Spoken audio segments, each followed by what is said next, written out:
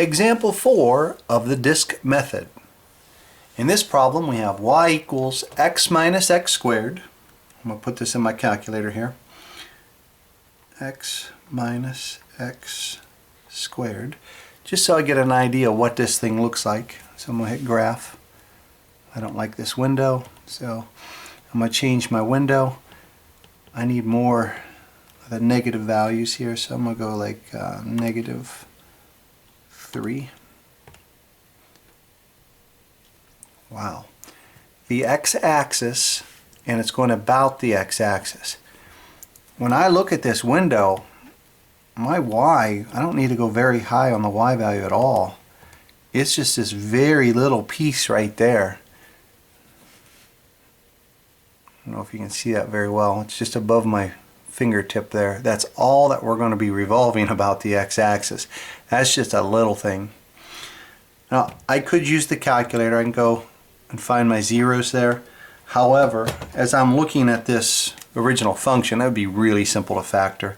If you pull an x out, you've got x times 1 minus x, which means your zeros are at x equals 0 and x equals 1. You can verify that on the calculator if we look at the graph again.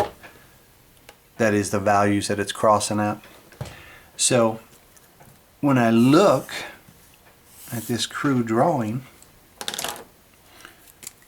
we're just talking about this little region right here. I'm going to draw it huge.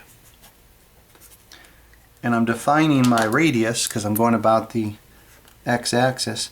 The radius is just the distance from the x-axis to that function.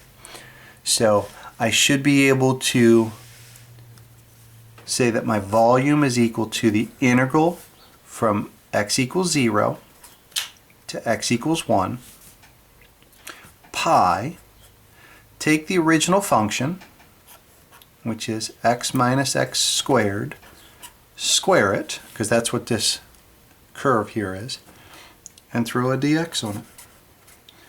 Now, of course, you guys understand that you could do this all by hand. You could actually FOIL this out. You could integrate it all by hand. These aren't terribly difficult. I'm just trying to show the concept of it since I know you now know how to integrate.